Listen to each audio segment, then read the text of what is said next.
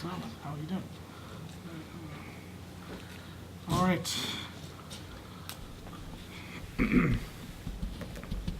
أعوذ بالله من الشيطان الرجيم. بسم الله الرحمن الرحيم. الحمد لله رب العالمين. والصلاة والسلام على سيدنا محمد وعلى آله وصحبه أجمعين. رضي الله تعالى عنه وعن كافة المؤمنين. رب اشرح لي صدري ويسر لي أمري واحلل عقدة من لساني يفقه قولي. أما بعد السلام عليكم ورحمة الله وبركاته.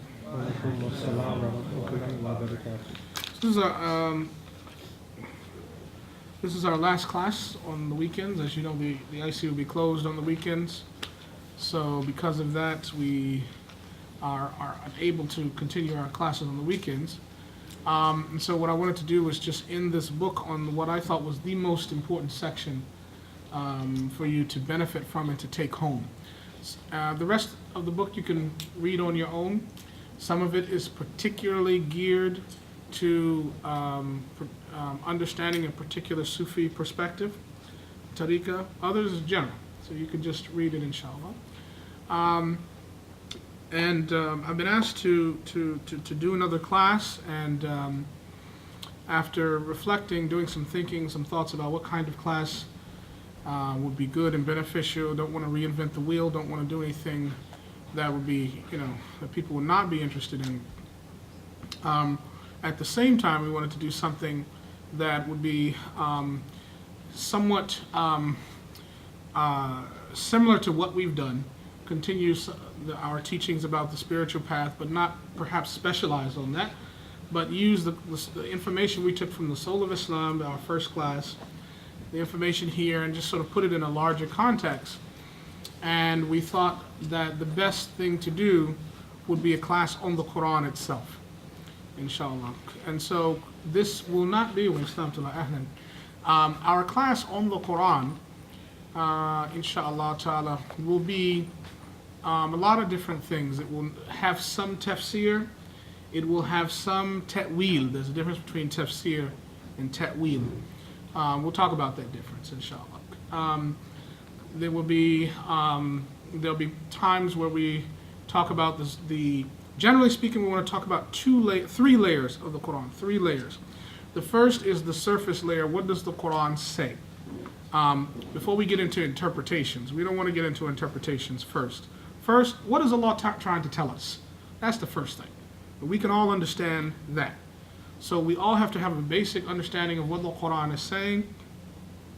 2, what is it saying, meaning externally, ظاهرا? And what is it saying to us internally, باطنا? So what's the external way to read and understand the Quran, and what's the deeper spiritual way to understand the Quran? When Allah subhanahu wa ta'ala talks about the Day of Judgment happening, when He talks about al-waqi'ah, the event that happens, He's talking about the Day of Judgment, Surah al-Waqi'ah. Right? When He's talking about the Day of Judgment, yes, that's the external understanding of the Quran, but He's also talking about an internal, deeper component of Day of Judgment. It's that moment in people's lives where it's their own Day of Judgment, where you take yourself to account, when you come to a realization of certain things about the gravity of life and the gravity of certain situations. And so there's a deeper layer to every single verse. The Prophet ﷺ said that for every single ayat of the Quran, there's a zahir and a batin. So we want to look at that. And the third layer has to do with certain key words in the Quran, certain key concepts in the Quran that we have to look at today that speak to correcting, remedying, healing, transforming the modern condition, the contemporary person, the modern person, because we are all modern people, whether we think we are or not. We're part of the modern project, the European Enlightenment project, and that has its own effects on us. And so the Quran also has a project as well. It's trying to do something with the human being. The Quran has a moral project that it's trying to accomplish with each single person. And so we want to look at how does the Quranic project the different concepts in the Quran, the different verses in the Quran, the different ways that Allah Ta'ala speaks to the human being and addresses the human being in the Quran. How does the Quranic project contradict or come into conflict with the modern project, the modern Western project? And where are there similarities, and where do they fit together, and where are there conflicts? Conflicts in tension, and where do they sort of run parallel? Where are they consistent? Where can there be some unity? So we want to address that, and we'll talk about each surah chronologically, not in the contemporary, not in the actual order of the Quran today. There's Fatiha, then Surah Al-Baqarah, then Surah Ali Imran. We're not going to go like that. We're going to go chronologically, the way the Prophet received the Quran, the way the Ummah, the early community, received the Quran. Because we want to see what kind of concepts developed, how the community at that time was taken through a process. And so, inshallah, this is not a tafsir class, although there will be tafsir. This is not a class, it will not be a class in like fiqh or aqidah, although we will cover some aspects of Islamic law and theology. It's a class on the Quran. Okay? So, with that in mind, let's conclude with this class on page 102 with a nice conclusion, but it's a conclusion that is necessary for us to begin with the Quran, inshallah ta'ala. And I have spoke with Khalil about the timing for that. Inshallah ta'ala, the time it looks like will be Friday afternoons from 6:30 p.m. until 8 p.m. So it'll be before Maghrib. Inshallah, we will try to have the class recorded and posted online, so those that are not able to come to class or cannot make it can still get recordings and still benefit, inshallah ta'ala. And so we'll put the word out. That will not start this coming Friday, though, inshallah. Maybe 2 to 3 weeks down the road, because I want to plan and I'll have to travel, inshallah. And ideally we'd like to continue through Ramadan as well. So those Fridays during Ramadan, obviously it's a Quran class, so we want to have it in Ramadan as well. There will be some breaks. You will know ahead of time when we will not have class because of Eid or because I have to travel, or maybe there's a holiday or something. But it's something, inshallah, we'd like to continue. And so we'd like to break the class up into 4 parts, if Allah subhanahu wa ta'ala wills. This is my goal. The first part is the Meccan part. The Meccan part has 3 parts. The early Meccan part, the middle Meccan part, the latter, final Meccan part. It has 3 parts. And those 3 parts make up the overall 2/3 of the Quran. And then the final phase is the Medina part of the Quran, inshallah ta'ala. So we'll take it part by part. Our first goal is to finish the first of the Meccan part, inshallah. It'll take us several months to do that, inshallah ta'ala. Okay, so more to come on that, inshallah. You'll see the information coming out, inshallah ta'ala. But we'll cross that bridge when we come to it. Bismillah ar-Rahman ar-Rahim. Inshallah, we all came with our intentions.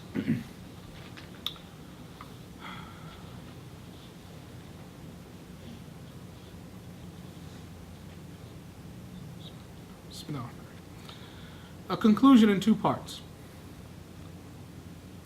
So this has to do with some of the characteristics of the mu'minun, of the believers, and some of the bequeath, some of the wasaya, some of the advice that was given by the prophets to their communities. Okay, so if you had to sort of end on a note, we want to end with the characteristics of the believer. We're not concerned, remember now, for educational purposes, we're not talking about being Muslims anymore. We are beyond Muslims, right? Our concern is how to be believers, mu'minun. All right, the first stage is that you become Muslim, right? You come into the understanding that there is one God, that God, Allah subhanahu wa ta'ala, has ordered us to do certain things, and that there is a concept of obedience to Allah, and there's a concept of rebelliousness and disobedience or heedlessness of Allah. And you come into what is the concept of submission, and that's what people first start getting used to, the routine of praying regularly. They get used to the routine of fasting regularly. They get used to the routine of reading some parts of the Quran on some routine basis, some kind of way. even if it's only Fridays, taking a few glances at the Quran. They adopt some type of general routine, a routine of making wudu consistently, a routine of eating halal. Right? We start to make changes and adopt the routine. That is the Muslim level. That's the Muslim level, the Muslim domain that we're talking about here. After your routine, after those practices have become routine, okay, then the Muslim wants to cultivate the relationship with Allah. Now the Muslim first has to know Allah, has to know what Allah subhanahu wa ta'ala wants from them. Right? So after they know Allah generally speaking and know what Allah ta'ala wants from them and they start to do it, now their concern is taking that beautiful experience that they had once or twice with Allah and turning that into something consistently, a consistent, beautiful experience that doesn't just go and come once a year, twice a year, once a month, twice a month, once a week, twice a week. They are consistently trying to develop a better relationship with Allah. That is the level of the mu'min. That is the believer. This person really takes it seriously. They believe in what Allah subhanahu wa ta'ala has said. So what is the characteristics of the believer? And this is where the prophets were. The prophets were dealing with believers. There's many levels of believers. Doesn't matter what level you are. You want to be in the club. So how do you become a card-carrying member of believing status? This is what we want to be concerned about. Okay? All right. Concerning some of the characteristics, some of the sifat of the believers, the Prophet ﷺ, he said, 10 verses were revealed to me of a sort that should one establish himself in them, should you establish and practice and epitomize and internalize and conceptualize and realize these 10 verses, you enter paradise. That's all we need. 10 things. 10 things. I love it. Give me a value meal number 1. I got 10 things to do. That's a checklist I can work with. 10 things. The Prophet ﷺ summed it up quick. And one by one, he recited chapter 23, verses 1 through 11. All right? Asta'idhu billah, bismillahir rahmanir rahim, qad aflaha al-mu'minun. The believers, not the Muslims, qad aflaha al-mu'minun. The mu'minun, the believers, are successful. The verse didn't say qad aflaha al-muslimun. Every believer is a Muslim. All right? Every mu'min is a Muslim. But not every Muslim is a believer. Not every Muslim is a mu'min. That's a very important distinction to make. Allah did not say the Muslims are successful. You see, all in our discourse, we toss the word Muslim around because we're used to it. Allah Ta'ala is telling us to raise the bar. Don't be Muslims only. Be believers. Be mu'min. Take this stuff seriously. It's no joke. So if you're a believer, you're successful. It's very interesting. Qad in the Arabic language, when it is used, particularly with the present tense verb, aflaha in this verse is a present tense verb. When the word qad comes with the present tense verb, it means 100% certainty that it will happen, it is happening, and has already happened. No doubt.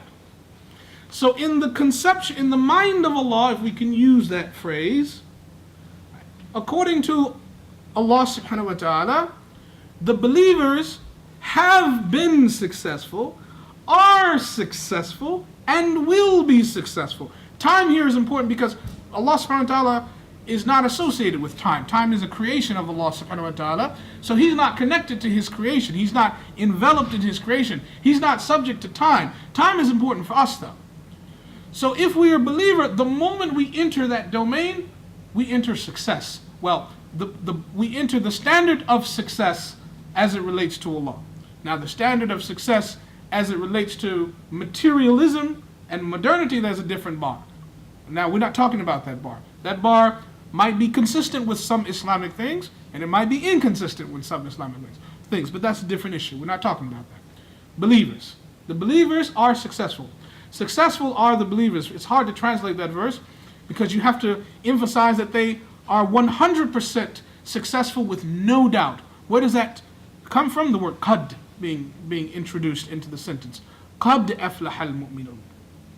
This means that those who are confirmed and sincere in the convictions of the oneness of Allah are eternally fortunate. It means they enter Jannah. That's what the success means. It means.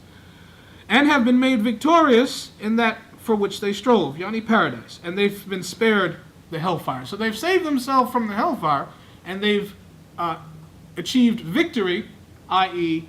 status in paradise. So this first verse means that the believers have been saved from the hellfire and have been granted paradise. That's what the verse means. 100% are the believers. Now, whether or not you and I fit in that category is not 100%. Okay? That's a different issue. So we have to strive. الَّذِينَ هُمْ فِي صَلَاتِهِمْ خَاشِعُونَ. Number one, or number two. Number one is believers. Number two, those who are humble in their prayers. This is the second characteristic. This means that they fear and reverence Allah both silently in the heart and through the motions of the limbs. Key word here, key phrase, brothers and sisters, underline it, highlight it, circle it, put a check on star. Silently in the heart. Silently in the heart. And there was, the Prophet ﷺ was traveling with a group of Sahabas. And there were two Sahabas. One of them was remembering Allah subhanahu wa ta'ala in the heart, silently.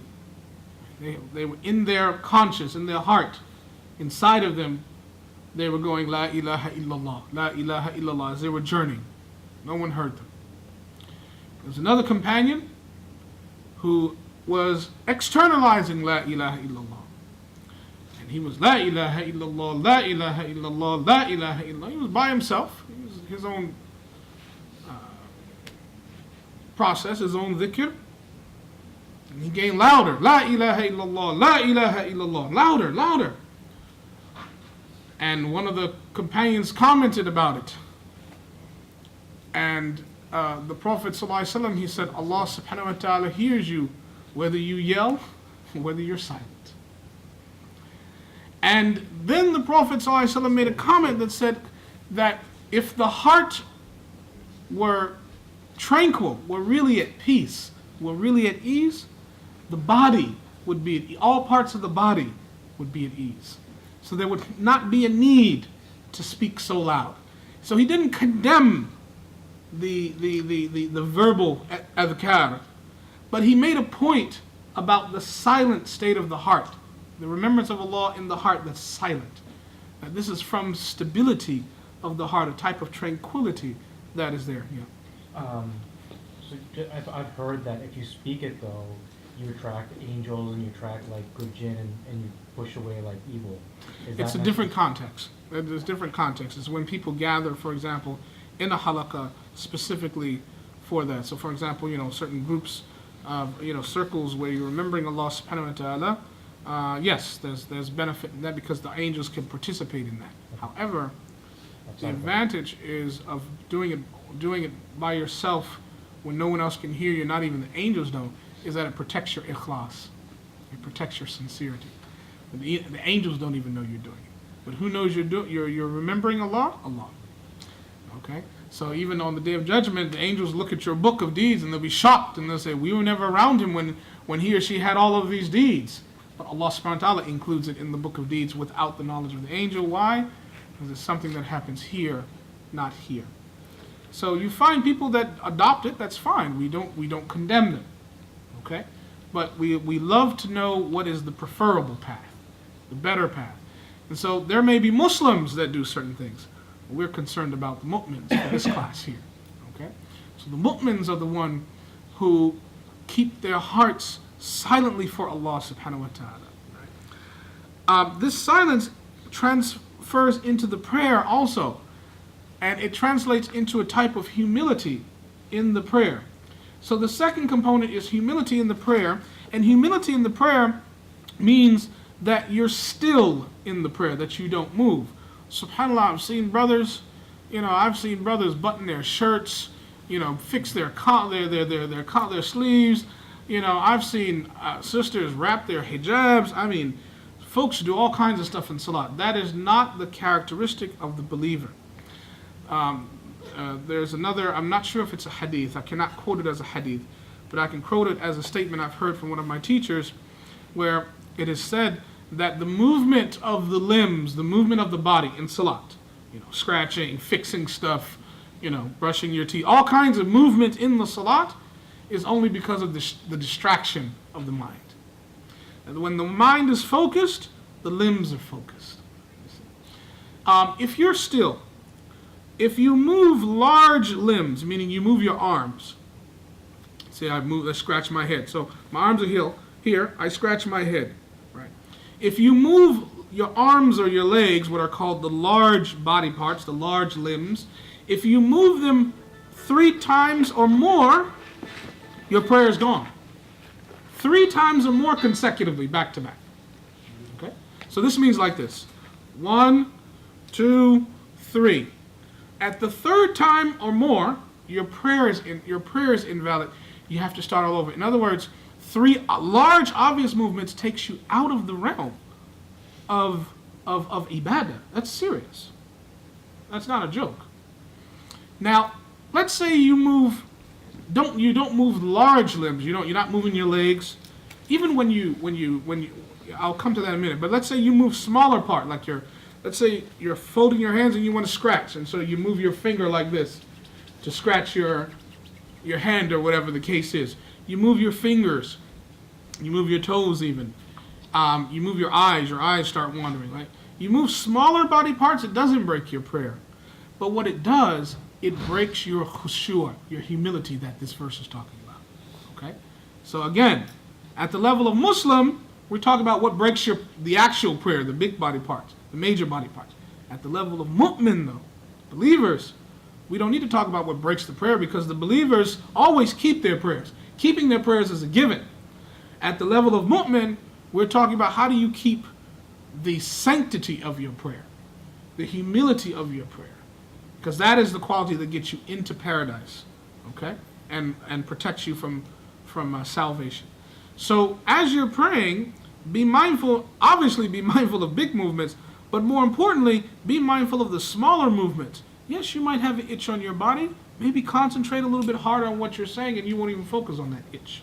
And this level of concentration requires practice, practice, and practice. It is not a short road, it's a long road. But this is where you hear stories about Sahabas who, for example, were wounded while they were praying and they didn't feel the wound until after the prayer. They didn't feel the pain until after the prayer. Why? It's because they had developed such a serious level of concentration in the prayer that their nerves, their body parts, and all of their energy was focused on performing the prayer. And they were not concerned about anything around them. So much so that even the greatest of scholars, the awliya, the greatest of scholars, they consider that if they're praying and something was to hit the window, a rock or something, pebble were to hit the window, and they were to raise their head or do a subtle movement in recognition of that sound, they consider that themselves a sin. It's not a sin, but they consider paying attention for a moment to something like that, they consider that a breach in their relationship with Allah subhanahu wa ta'ala. This is their level, the level of the pious scholars, right? So we have to take it serious. So the mu'min try to develop this level of concentration, this level of humbleness, okay? So this is the second verse. Notice it's the first thing that's mentioned. Outside of the category of believers, the first thing is developing humility in the prayer. وَالَّذِينَ هُمْ عَنِ اللَّغْوِ مُعْرِضُونَ. The third characteristic, they stay away from idle talk. Wow. That alone, we could do an entire lecture on staying away from what is idle talk and staying away from idle talk. That alone is quite difficult. Because first, let's define idle talk, which is called in the Quranic language. This is why we need to study Quranic concepts, right? And not just translate words from Arabic to English. We live in a time of translations. This Quran class is not about translations. We have to deal with concepts. So the concept is laghu. Laghu. Laghu, we're not going to translate it into idle talk. We're not dealing with translations. Laghu means anything that you listen to that does not bring you benefit directly in this life or in the afterlife. That's laghu. Okay? Let me say that again. Anything you hear that does not bring you benefit, fa'idah, in this life, materially, or in the next life. If it doesn't bring you benefit in this life or in the next life, it's considered laghu in the Quranic terms. This is Quranic now. It's not some theory. If you listen to the weather to figure out if it's raining or snowing or what have you, is that laghu or not? No. Why? Benefit. How? You know how to dress for the weather. But for the weather? Well, you know how to dress if you're going out. Okay. Protecting yourself from getting sick, for example. Okay, that's what I'm looking for. Right. That's what I'm looking for. Right? So if it's cold, you want to put on a coat and dress warm. Why? Because you're into dressing warm because everybody around you dresses warm? No. Why? Because you want to do what with your body? Protect you. Why? Because your body has what over you? Right. Exactly. Okay. Now you listen to the weather. Your listening to the weather is different. Why? Because your reason for listening to the weather is different. Why? Because you have a benefit, a sustained benefit in this life or the next life. Now, the weather person, the weather channel, the weather itself is not, the reporting on the weather that you're listening to is no longer laghu anymore.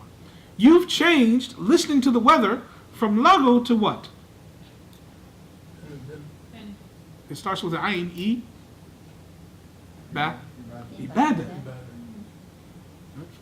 Excellent test question. How do you change weather, listening to the weather, into ibadah? People say, you're crazy. Well, no, no, it's not. There's this Quranic concept called laghu. So the believers stay away from laghu.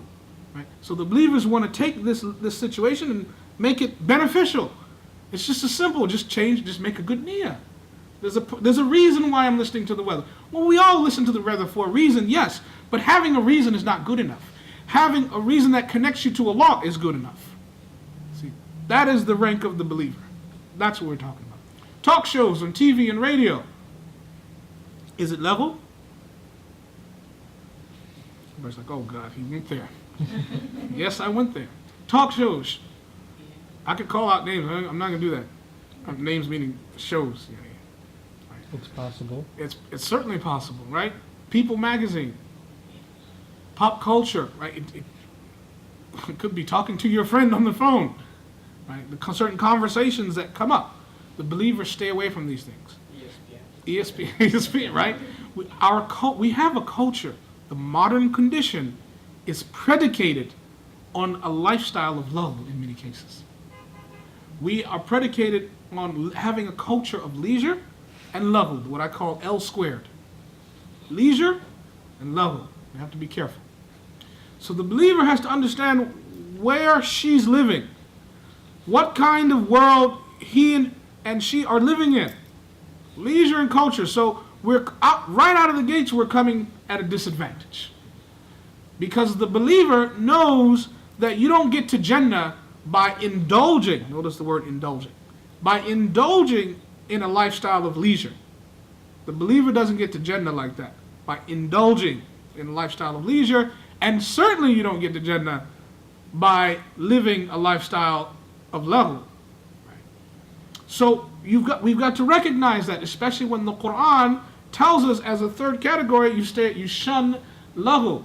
Now there are times where you can't control what you hear because your ears are not like your eyes. You cannot just close your ears like you can close your eyes. So those times when you are just inundated with stuff, then you're inundated with something, and Allah subhanahu wa ta'ala will not take you to account for things you cannot control. Right? But when you have an active choice to turn to a particular channel, or to turn the volume down, or to change the channel, or to walk away from the conversation, then that choice is yours, and the believer always makes the right choice in that context. Okay. This refers to speech that is pointless. Pointless means no benefit. But it also points to those who turn aside from everything without benefit to them. Not just speech that is pointless, but a lifestyle that is pointless is the point. be it worldly or otherworldly, in their words or deeds. Anything that's lughu, whether it's speech, food that's lughu, clothes that are lughu, any type of lughu lifestyle. Right. We should write academic articles on lughu the lifestyle of the rich and anti-lughus situation, right? That's an entire dars you could give. Right? How to transform your life into productivity, the concept of productivity in the Quran and in Islam. First thing, eliminate lahu. Right? That alone is a huge change. It refers as well to things that are disliked in the Sharia, lahu, so anything that is disliked, or even neutral, such as excessive joking. Notice the word excessive here. Excessive joking or playing games. The Prophet ﷺ did not like for the believers, notice I said believers, he did not like for the believers to excessively joke around and play games. He always wanted the believers to have a certain level of seriousness about them, because of the believers are the ones that understand the gravity of the situation as a whole. So joking is fine. The Prophet joked. The Prophet, played. But he did not excessively do this. The Prophet was not a clown, and the believers who follow the Prophet, we are not clowns. So these things, although joking and even excessively joking are permissible, it is a characteristic that the believers shun. Okay, shun meaning they don't practice it themselves. They do not adopt it as a characteristic, as a personal characteristic.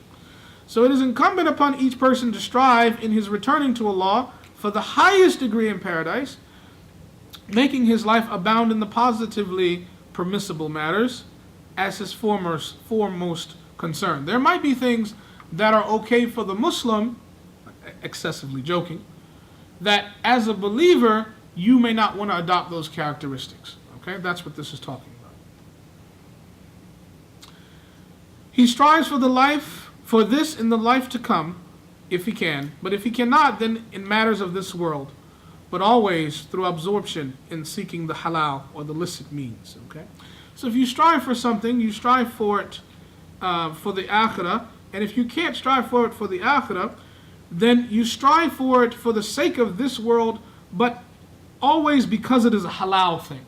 So if you seek something that is material in this life, let's say you just want a new cell phone. A new cell phone does not get you to paradise, at least last time I checked. A new cell phone, a new camera, right? You want it because your cell phone's obsolete or your cell phone is slow. There's a new technology out. You want that phone. So you can't find a way to connect wanting the new cell phone to getting to paradise. That's a deep stretch. If you can do that, that's a Allahu Akbar to you, right? I haven't figured it out yet. So you can do that, but at least seek the new cell phone with the concept that you're seeking something halal. When you bring the concept halal into your mind, at that point you have, maybe your intention might not be for the sake of Allah, but your intention has become Islamized at that point. It has become Islamic. The reason you seek that cell phone is for an Islamic reason. Why is it Islamic? Because it's halal. Okay? Why are you doing something halal? So that you can stay away from something what? Haram. And you've Islamized that. So Islamizing your niyyah is better than just having a niyyah that's a waste of time, or not having a niyyah at all. Okay? So the highest is to have an intention to do whatever you do for the sake of Allah. That's the highest level.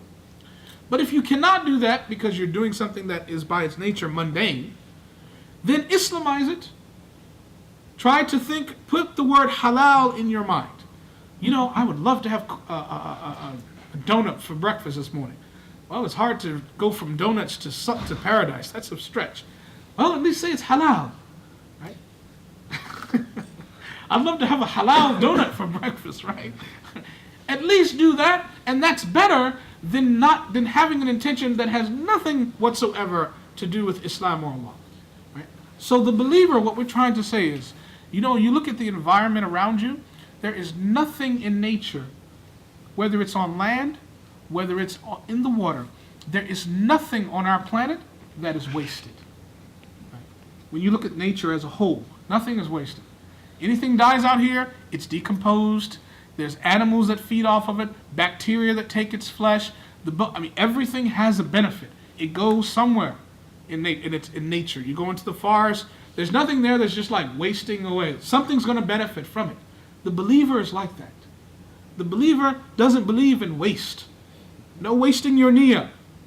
Right? Why don't you waste your niyyah? Because you don't want to waste your life. Every choice you make brings you closer and closer to your death. At every breath you take, every time you wake up, you're closer to meeting your Lord.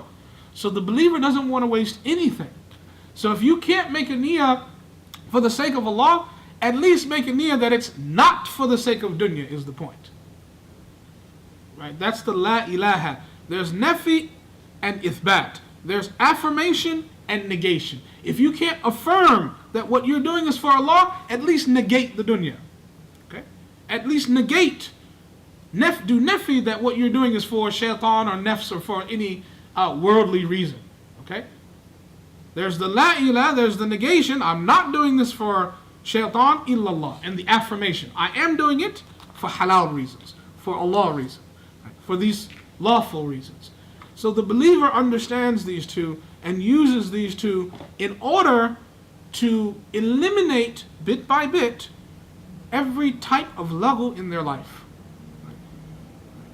Okay? وَالَّذِينَ هُمْ لِلزَّكَاةِ فَاعِلُونَ.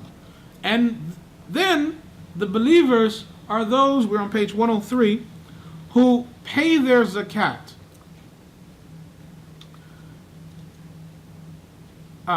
Paying their zakat, yes, it means what we all understand it to mean, paying your zakat. But also, it means that the believers, because the Muslims pay zakat too, right? So the believers not just pay their zakat though. The believers are energetic in paying their zakat. They are happy to pay their zakat. They cannot wait to pay their zakat. They're encouraged to pay their zakat. They don't just pay their zakat, they pay their zakat. It's an act, it's a serious act of ibadah for them. Okay? So this also means anything that is fard, anything that is wajib, anything that Allah subhanahu wa ta'ala has made a duty on you, a responsibility on you, you pay it. Right? You see it through. You fulfill it. And the zakat has two parts to it. There's the zakat of your wealth, and there is the zakat of your body. Okay? The zakat of your wealth cleans and purifies your wealth. It is tahara of your money, all the money you earn. So Allah subhanahu wa ta'ala in His generosity has never put a limit on how much money you can earn. But He has said that out of everything you earn, the poor and the needy do have a portion from it that they are due. And the point is that the mu'min is always mindful of that. So the mu'min's lifestyle is one where they earn, they take in, and they give out. Just like we breathe. We inhale and we exhale.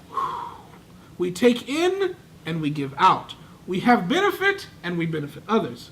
That's what our niyyah is for our class. Right? وَالنَّفَعَ وَالْإِنْتِفَاعَ, to benefit myself and to give benefit to others. Ta'allum wa ta'aleem, taking in knowledge, giving out knowledge. Tadhakkir wa tadhkir, taking it, reminding yourself of things and reminding that other people of those things. There's, again, part of nature. Take in, give back. Allah gives you something, you give it back. You give a portion of it back. Okay? So the believers understand this, what's called life cycle. Right? This life cycle. It's not a cycle of life in the sense of life and death. It's a cycle of life in the sense that the believer is concerned about the afterlife life cycle. Right? That this cycle of taking in, giving back, produces life for them in the afterlife. Okay? لِلزَّكَاةِ فَاعِلُونَ وَالَّذِينَ هُمْ لِفُرُوجِهِمْ حَافِظُونَ إِلَّا عَلَىٰ أَزْوَاجِهِمْ أَوْ مَا مَلَكَتْ أَيْمَانُهُمْ فَإِنَّهُمْ غَيْرُ مَلُومِينَ. Those who guard their private parts, those who are chaste, protect their chastity. except for those, or with the exception of those people who are married, and at a certain time in Islam, though when there was an institution where slavery existed, and then they are not blamed. So outside of the marital relationship, it is not allowed.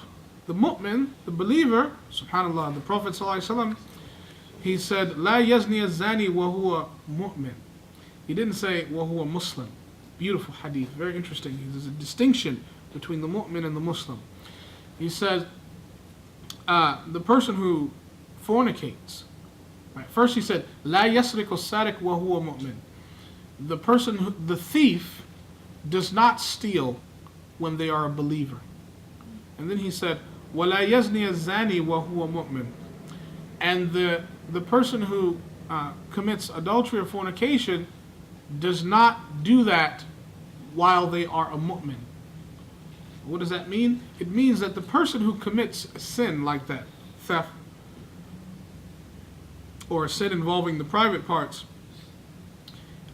when they indulge in that sin, their iman, a certain part of their iman goes away. They are no longer a mu'min anymore. The mu'min doesn't, why? Because the mu'min doesn't do those things. Their status as a mu'min is gone at that point. Okay? So, iman, the part of iman that makes you a mu'min protects you from those actions. And the mu'min takes that degree of protection quite seriously. Yeah, do you have a question?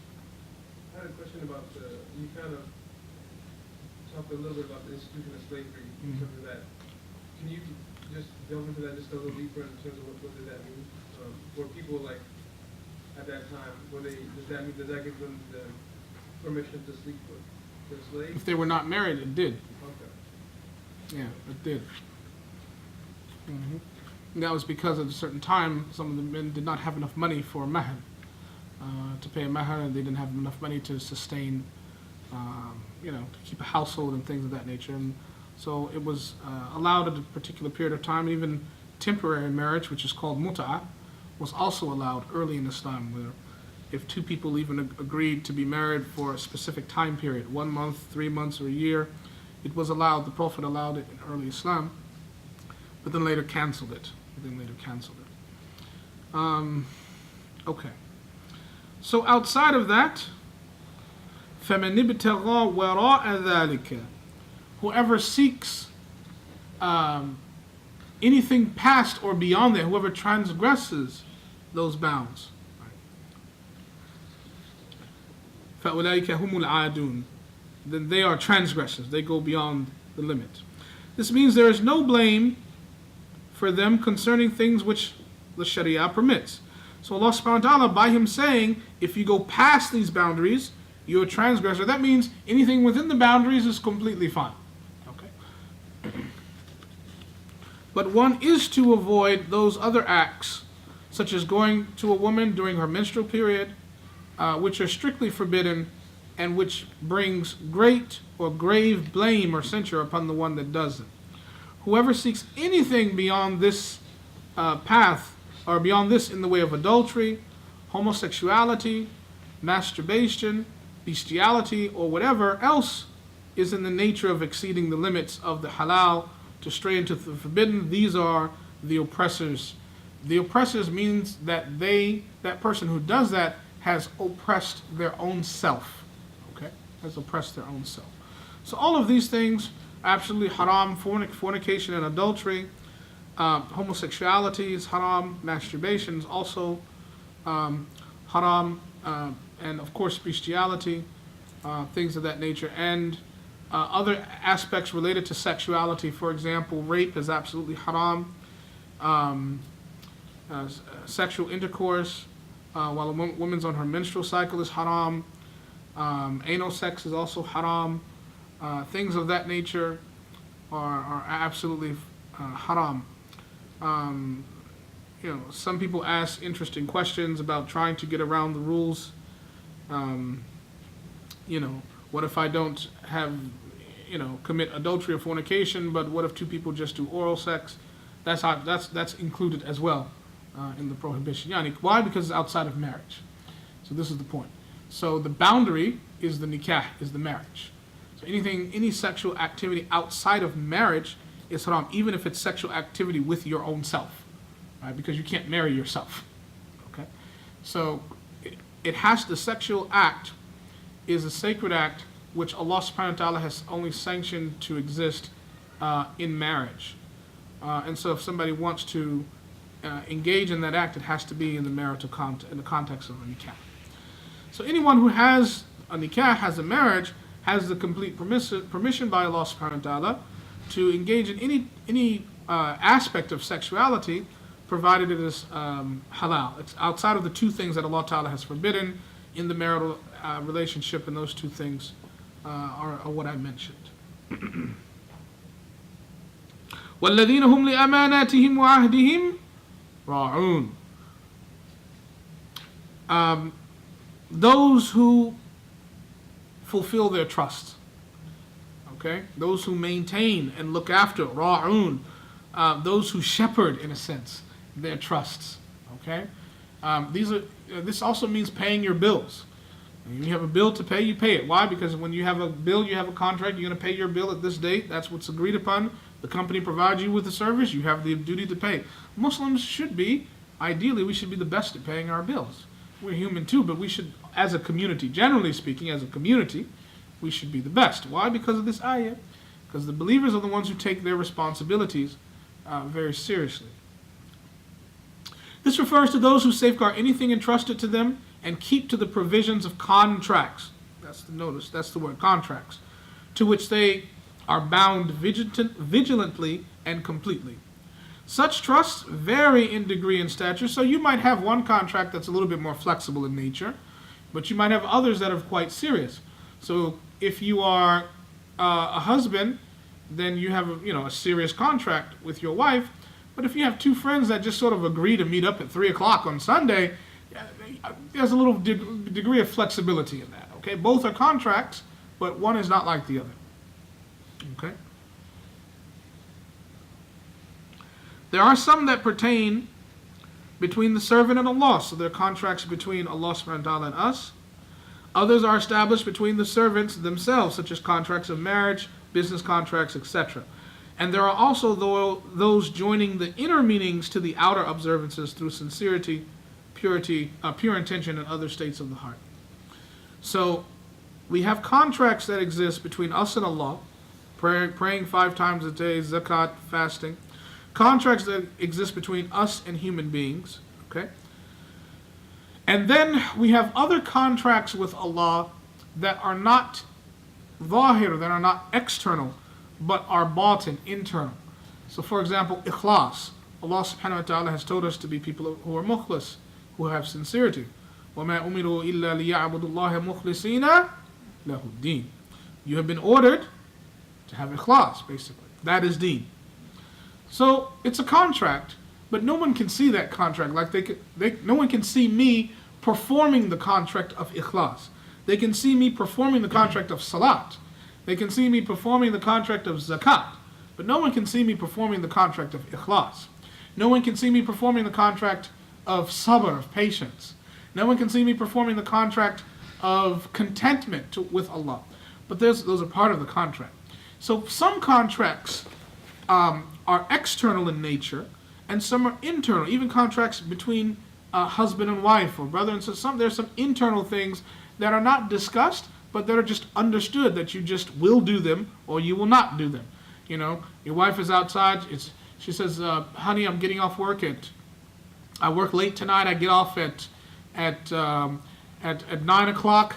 I'll be in front of my job at 9 p.m." And she tells you that on the phone. You say, okay, I love you, bye-bye. Now, she didn't tell you come pick her up, but it's understood to pick her up. I get off work at 9, I'll be waiting outside of my job. The impression is, come pick me up. If you don't come pick her up, then it's like, okay, your wife is waiting, and she calls you, say, you knew I got off at 9, right? I was waiting outside, and the husband, well, you didn't tell me to pick you up. What do you mean I didn't tell you? Do I have to tell you everything? Some things you can read. And now sisters are smiling, brothers are shuffling, moving, changing positions. Some things are in between the lines. Yes, sisters, we need clarity. Okay, sometimes you do have to say clarity. Would understand themselves. Yes, Not yes, only- yes. Even if you speak the same language, misunderstandings occur. But there are contracts that are there, and so the mu'min understands those contracts that are written and that are not written but are still have to be fulfilled. Okay, the mu'min understands that very well.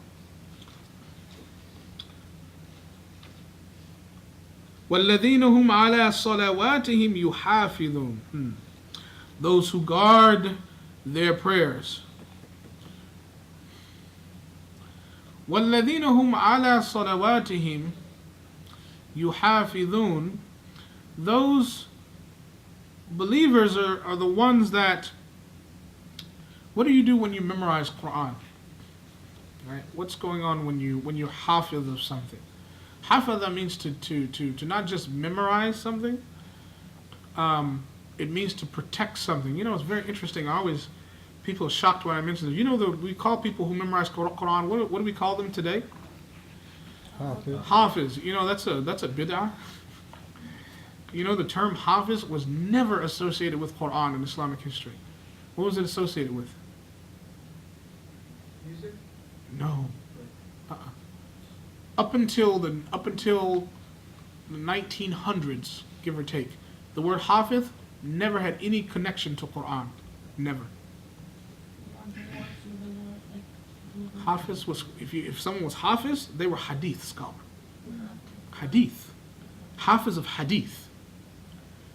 If you memorized the Quran, now why? There was no title ever in Islamic history for someone who memorized Quran. You didn't get a title. You didn't deserve a title. Why?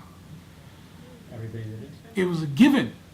It was a norm. Why would you give a title to something that's normal? Right? Someone graduates from elementary school, you don't call them graduate. You don't. But look at the level of education now. Now, it's a sign of prestige to memorize Quran.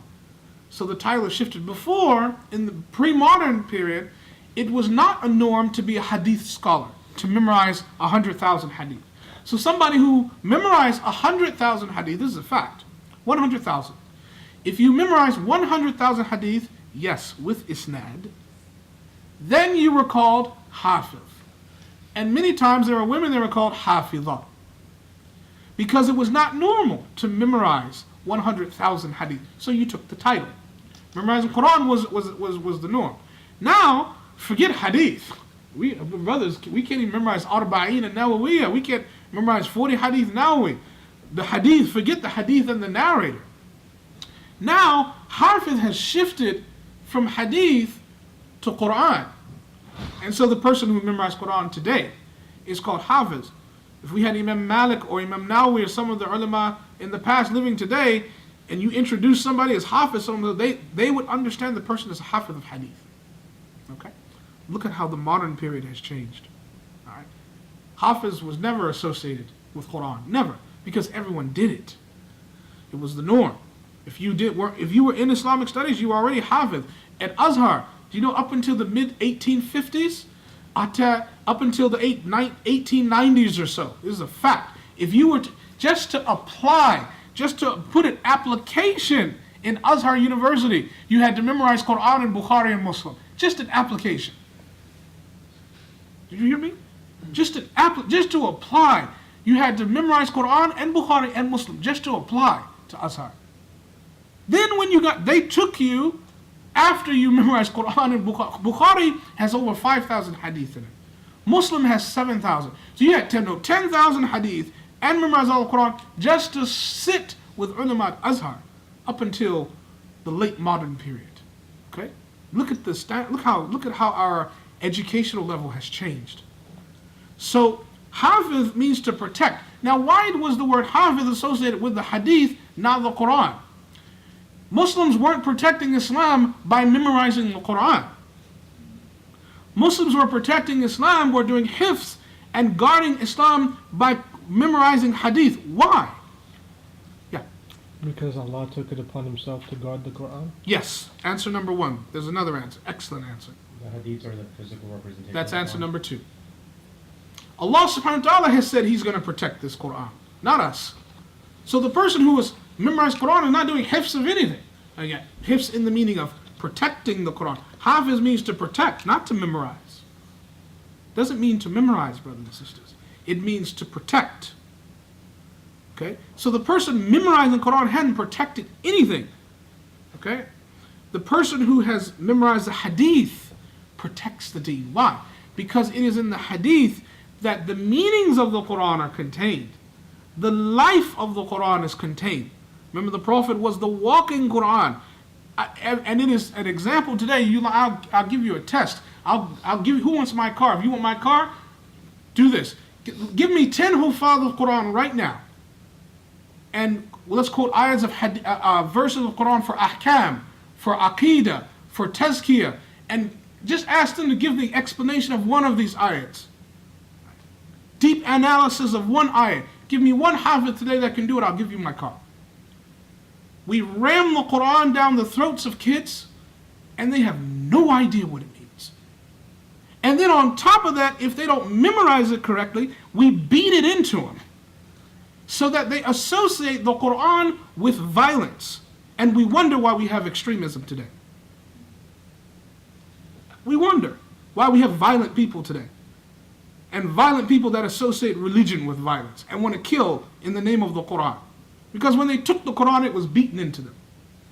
They're not protecting anything. You don't protect by putting something here. You protect by putting something here. And just because a person memorizes the Quran doesn't mean they understand what they read. I got Quran on my phone. My phone can't give me a fatwa, but it can memorize a lot. I had a Jewish professor in Georgia State University, Jewish professor, memorized all of Baqarah. I told him, I said, we got Muslims can't do it. I haven't done that. Jewish professor. I said, why'd you do it? I just wanted to do it. I want to see if I could do it. Remember, وَالَّذِينَ عَلَى صَلَوَاتِهِمْ يُحَافِظُونَ. These are people who haven't memorized their prayer. They do hifz of their salat. They haven't memorized. They protect their prayer. Their prayer does not revolve around their life. They don't pencil their prayer in their agenda. Oh, I got to pray at this time. No. Their life revolves around the prayer. So what is stable, what is consistent every day is the prayer. What changes is when they eat lunch.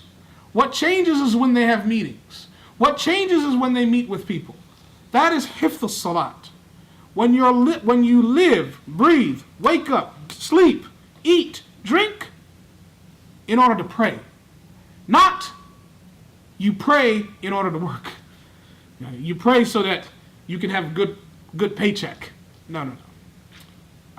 You eat, so Allah subhanahu wa ta'ala gives you energy for salat. You drink for salat. They do protect the integrity of their prayer. Okay? Not just pray 5 times a day. Those are times that determine when you do other things. Not you do other things and those other things determine when you pray. That's what Muslims do. Mu'mins don't do that. Mu'mins keep the prayer first, and then everything after that comes second. I see Muslims compromise on the prayer. I can't pray because I've got this. Can't pray. No. You tell them, wait. I've got to pray. No, they can wait. If the angel of death told you, I'm taking your soul in 2 hours, you best believe you tell them I got to pray. You say, excuse me, I have to pray. Well, no, excuse me, I have to pray. I'm dying in 2 hours. I have to pray. I'm going to meet my Lord. That's the way it has to be. That's hifdh salat. You take it so serious that everything else is secondary to the salat. Everything, without exception. Okay? The only exception that Allah gives is to the mother whose children are running around and might get hurt, might take a knife or something. Then the mother can take the children, she can break her prayer, take care of the children and things of that nature. But she has responsibility to kids. Outside of that, we have to do hifdh salat. Hojam, did you want to comment? Just wanted to remind the both of us that we've had this discussion, as you know, many times, regarding the standards. The standard for getting into Al-Azhar in 1970 was reduced from the hadith to just being memorizing the Quran. By the time I finished when I was at Shahidain, it was you just had to know Juz'ain.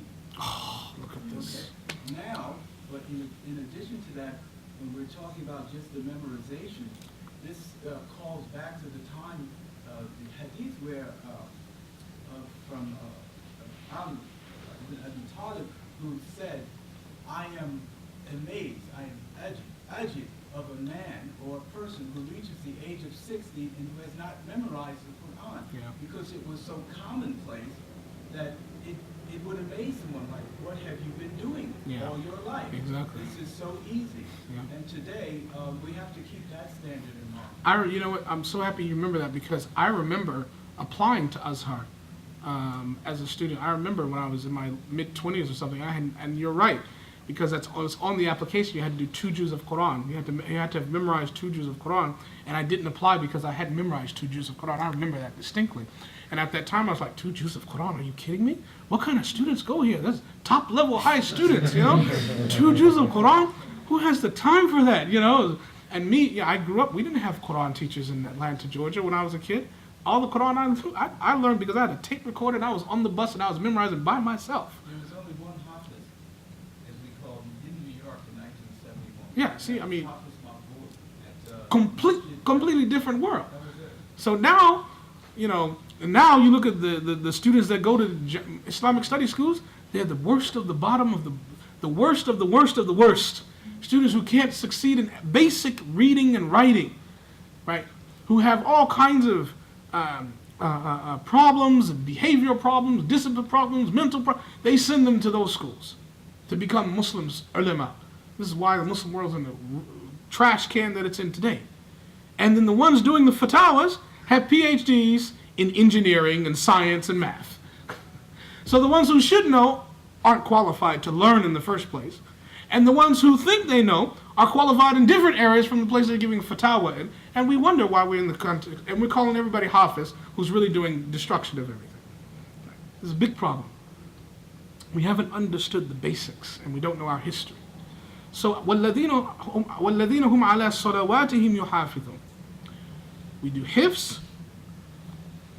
I mean, what good is it to memorize the Quran and you don't pray? Or you memorize the Quran and you don't know how to pray?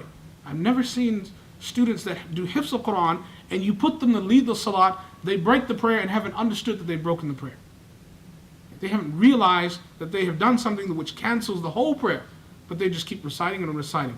Or they break the prayer, they know they've broken the prayer, but they don't know what to do.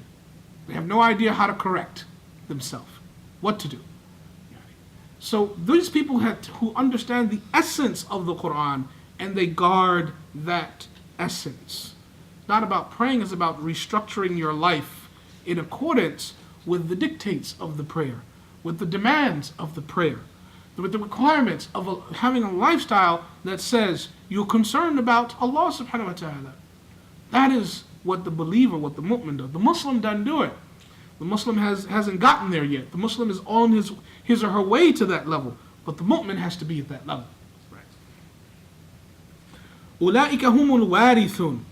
Those people who have khushu' in their prayers, right, who stay away from laghu, who pay their zakat and when they get something they give it, who don't just receive, who don't just take but give back, those people who guard their chastity, those people who keep their trusts and their contracts, and those people who guard the sanctity of their prayer, of a lifestyle of prayer, those are the ones who are inheritors.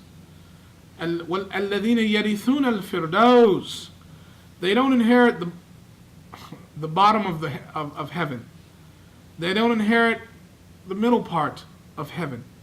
They inherit the best part of heaven. Now, for me personally, I'll be happy if I have a trash can in heaven. Give me a garbage can in heaven, I'm happy. I'll live in a trash can in Jannah. Allah Ta'ala doesn't work like that. He said, no, you do these 10 things, these few things. Right. I'll give you the best of the best. Top. Firdaus. Firdaus is the place in paradise where you are neighbors to Allah. And you're also neighbors to all of the prophets.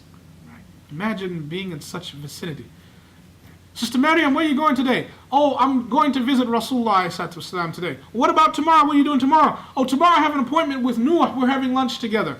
What about Thursday? Well, Thursday, Isa is having a gathering, and we're going to talk about what it's like to be born without a father.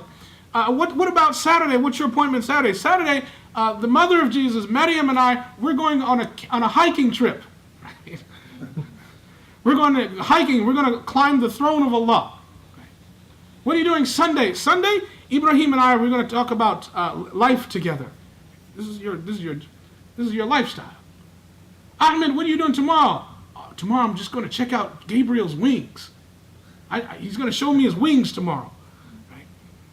Thursday, what are you doing? Thursday, there's this group of jinn that just want to say hello to me because they've never talked to a Muslim human being before because we couldn't talk to each other in the dunya. So this group of teenage Muslim jinn, they think it's cool to have a conversation. I want to go check them out. I'm going to the jinn district of paradise. I mean, this is the lifestyle. Firdaus. Whatever you want in your mind, it happens. And there's no bad thoughts. You can't want anything bad. Actually, you can't remember anything bad. The word bad as a concept does not occur to you. It's been deleted from your memory. Trauma, sickness, sadness, discomfort, anger, pain, patience even. All of those things, you don't know those words. You don't know those concepts. They're foreign. They've been deleted from your soul. You don't know that. That's something we cannot imagine. Yeah. So when you're Jannah and you have memories of your life on earth, do you remember also the bad things? No, those memories are gone. Those memories are gone. Yeah. So الَّذِينَ يَرِثُونَ الْفِرْدَوْسِ. Those they inherit Firdaus. Inherit is a very profound, very deep word.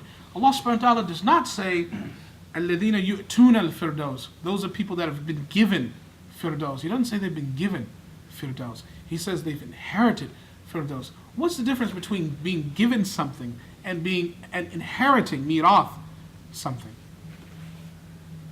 Inheriting has a condition that something passes away before. Excellent. One. You have to work for it. You don't have to work for it. Okay. Keep going.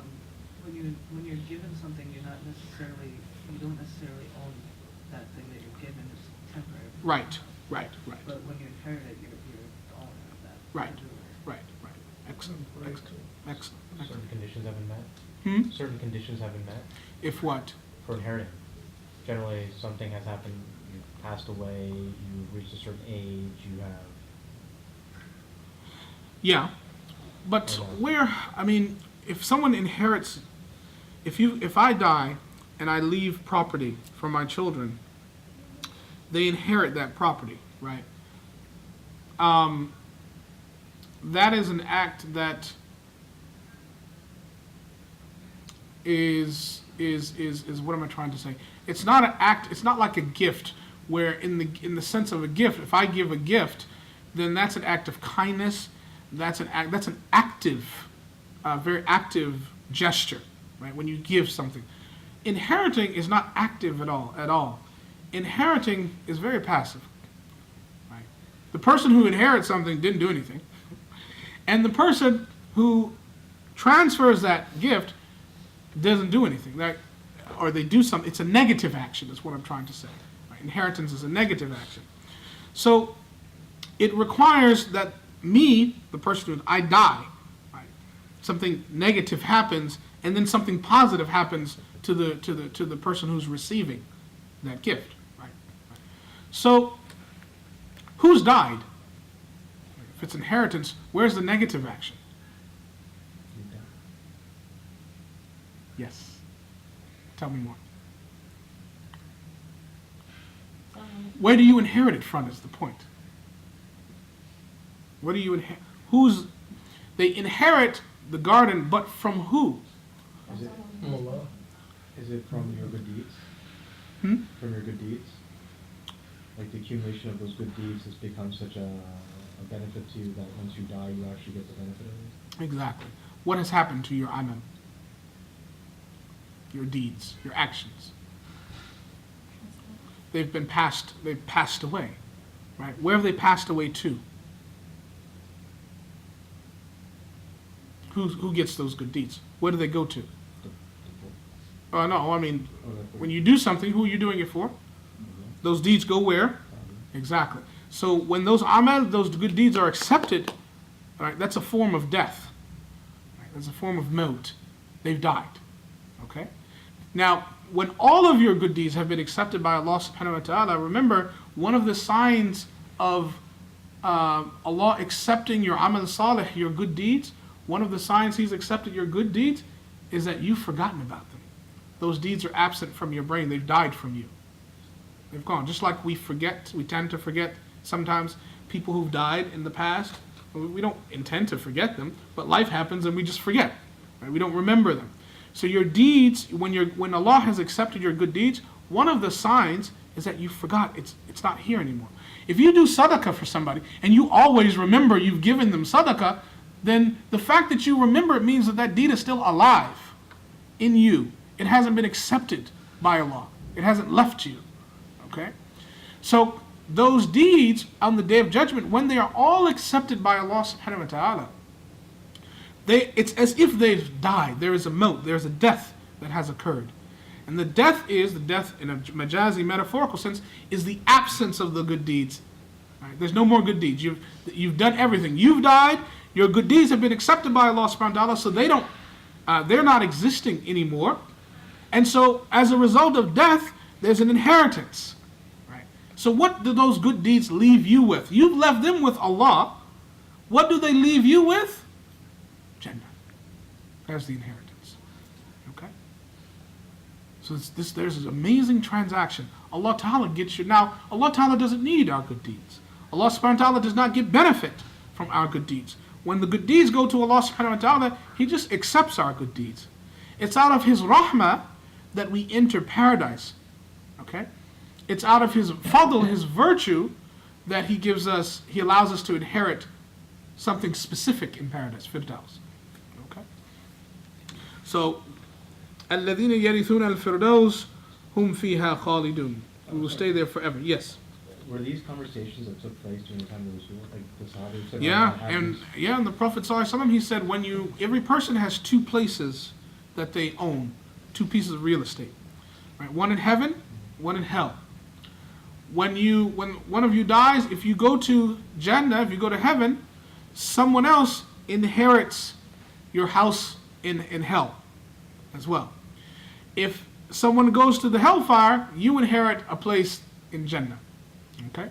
So we actually have two homes, and that is another layer of inheritance as well.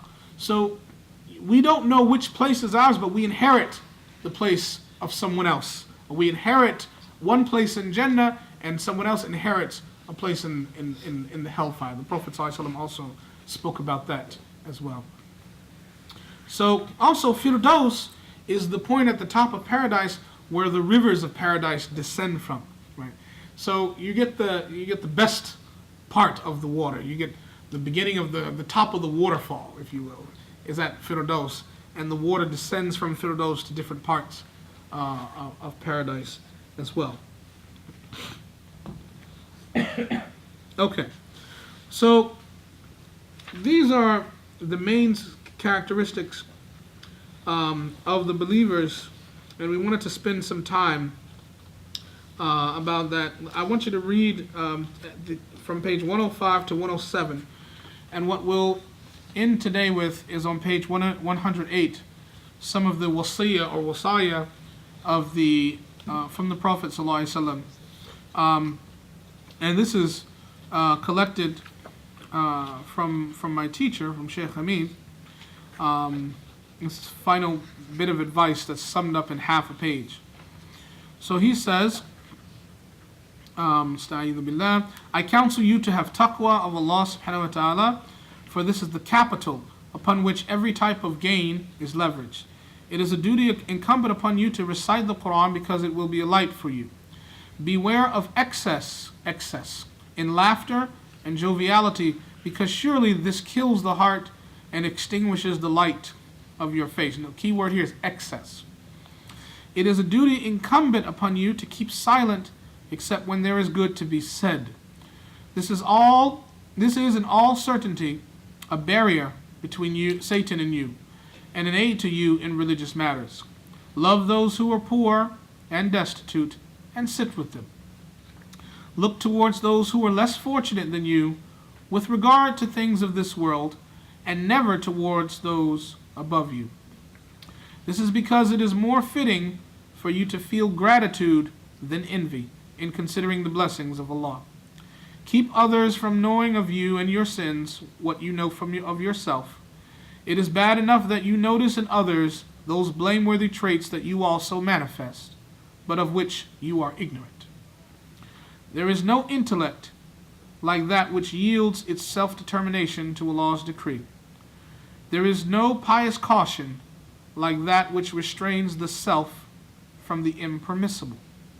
There is no better standing than good character. And finally, a hadith Qudsi. Ya ibadi, O my servants, inni haramtu dhulma ala nafsi. I have forbidden dhulm, injustice, myself.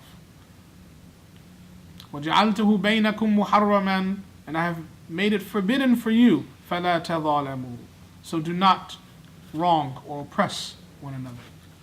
O my servants, all of you are astray, except those whom I guide.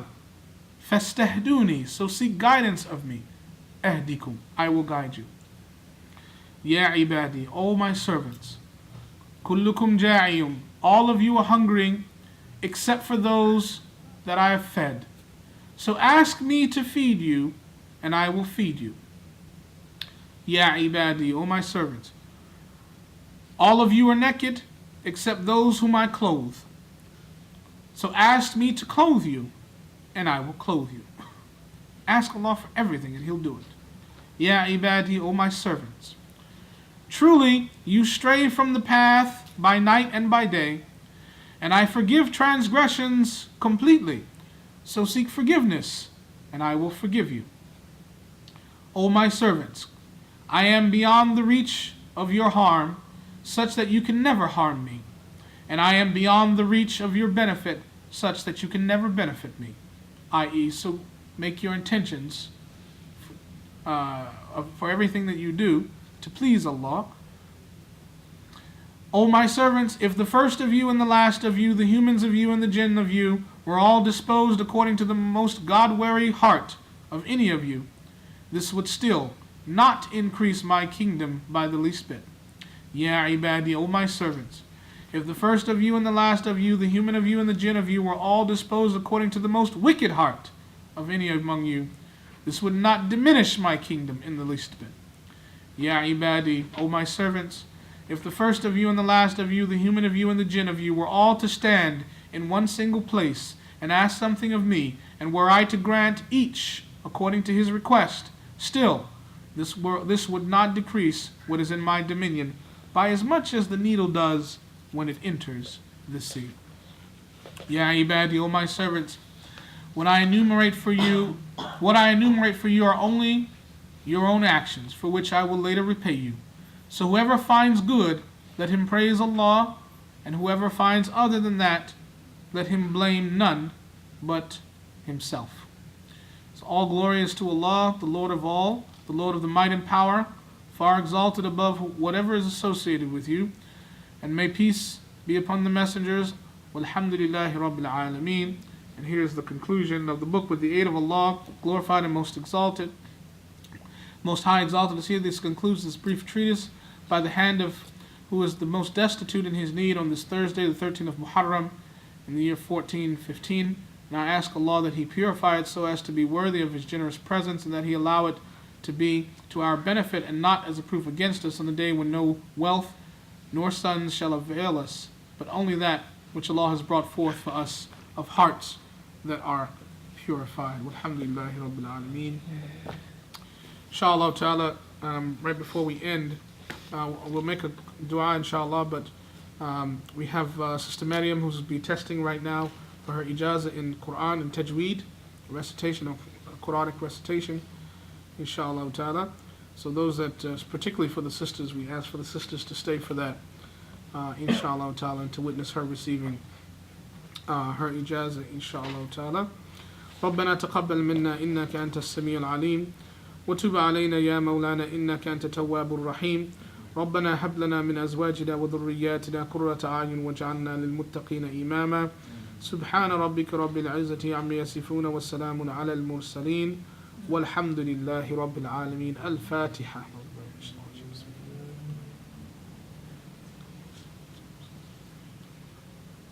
Alhamdulillah. All right, inshallah, let's have Sister Miriam come forward, and I understand we've got a little person that's there. Okay, a little supporter, inshallah. Who's over there? Is that Iman? Yes. All right. Bismillahirrahmanirrahim.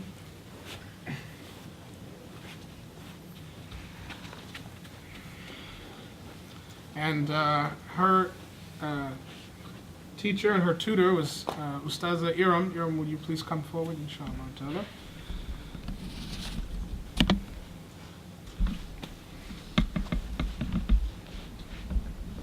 Okay.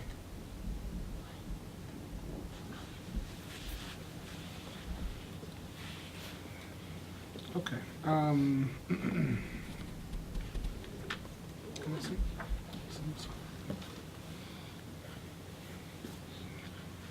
We promised Sister Miriam that we'd give her the hardest test in front of everyone. Don't worry. May Allah make it easy for me. No. We want everyone to know who's qualified to teach in the community. Inshallah ta'ala. And this is also a witness for us that before Allah subhanahu wa ta'ala that we're doing our job. Okay.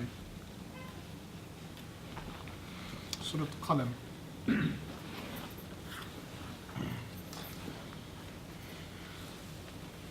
The whole thing? Not the whole thing, just read inshallah and to the end of the page, inshallah. أعوذ بالله من الشيطان الرجيم بسم الله الرحمن الرحيم نون والقلم وما يسطرون ما أنت بنعمة ربك بمجنون وإن لك لأجرا غير ممنون وإنك لعلى خلق عظيم فستبصر ويبصرون بأيكم المفتون إن ربك هو أعلم بمن ضل عن سبيله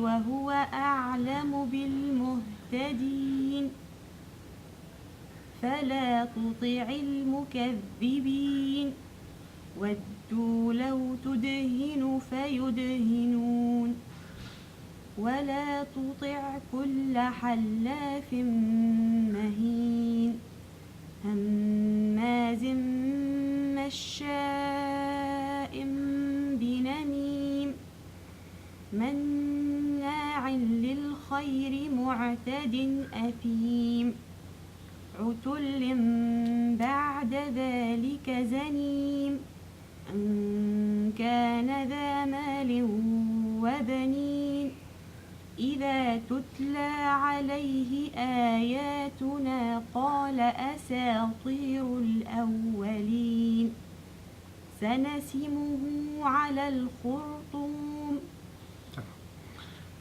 صدق الله. حماز مشاء بنميم. Are you there? What are the rules that are there? Okay, meme with a shadda, there is gonna 2 counts. Dim masha'in, the za has a tanween followed by meme. It's idgham with ghanna. مشاء, the mad will be stretched for 6 counts. مد واجب متصل. مشاء بنميم, تنوين followed by ba, goes into the rule noon followed by ba, which is aqlab. ممتاز. And then, okay, and then the end zanim, the stretching will be, مد عارض للسكون will be 2, 4 or 6. I stretch it for 2. Masha. First 5 verses of the Quran, analyze those. Surah Nun. The rules of that? Mm. Okay. Noon is going to be stretched for 6. مد حرفي لازم. والقلم وما يسطرون, sin will have hams. Run will be مد عرض للسكون 2, 4, 6. And then the next ayah, ما أنت, there is مد which is مد جائز منفصل 2, 4, 6. I stretch it for 4. أنت, noon followed by ta, which is not one of the throat letter, neither يرملون, which are the adgham letters, then it's إخفاء. ممتاز. بنعمتي مجنون, the jim has sukun, it makes qalqala. And then noon, which is mad عرض السكون 2, 4, 6. I made it 2. Excellent. Last one. More? Okay. What? One more. Let me see. One more. You said 5 ayahs? Oh, you have one more ayah? Yes. No, we yes. just did 2. You just continue. Okay. وإن, noon has shadda, it's غنى 2 counts. لك لأجر, jim has sukun, it's qalqala. أجرا غير, tanween followed by غين, which is one of the throat letter, is إظهار. ممنون, مد عرض السكون, the end 2, 4, 6. And then next ayah, وإنك, noon has shadda, كان غنى. على خلق, لعلى خلق عظيم, tanween on the down the qaf, which is followed by عين, one of the throat letter, it's إظهار.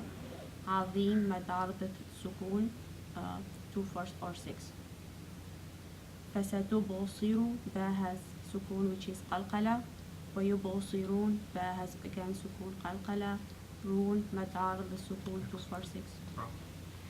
One last question.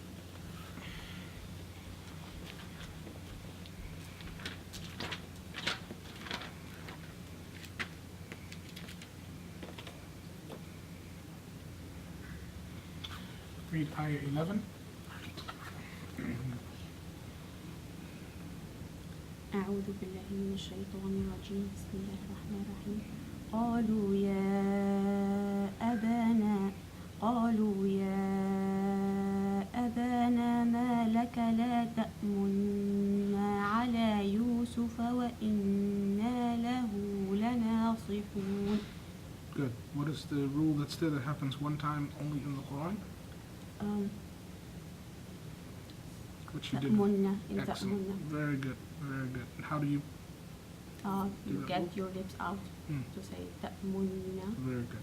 Very good. Bravo. Fantastic. Allahu Akbar. أعوذ بالله من الشيطان الرجيم. بسم الله الرحمن الرحيم. You definitely have successfully passed this test. And I find that you are competent to receive your ijazah in Quranic recitation. I bestow upon you ijazah in Quranic recitation in the riwayah of Hafs and Asim from my teacher Sheikh Diya ad-Din, from his teacher Sheikh Mahmud Khalil Khusri, in a complete isnad all the way back to the Prophet sallallahu alaihi wasallam.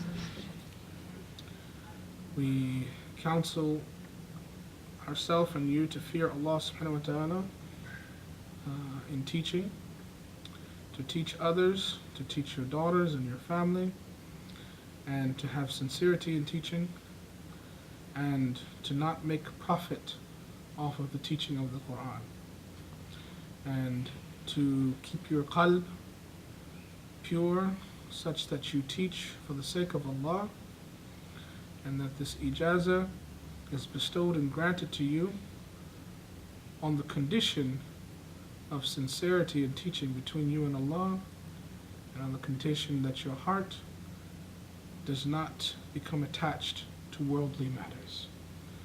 Walhamdulillahi Rabbil Alameen. Say qabaltu. قبلت. I accept. I accept. Mabruk, congratulations. Right. So as we do in my city, takbir. Allah. MashaAllah, Mabruk, congratulations. Good job to Iram as well, who is a teacher. Let's do that. So alhamdulillah, so Sister Maryam and Sister Iram here are now qualified teachers in Quranic recitation, inshallah. So we have two sisters here that can teach Quran. That means there's no excuse for sisters not to know how to read Quran now. No excuse. I've done my job. Allah subhanahu wa ta'ala be witness. If there are brothers that don't know, brothers, we need brothers with ijazah, inshallah. We charge a small fee. It's called dua at tahajjud time, or 1750. That's so cheap. Alhamdulillah. Mabruk, congratulations. I'll give it to you in writing, inshallah. Mabruk, congratulations.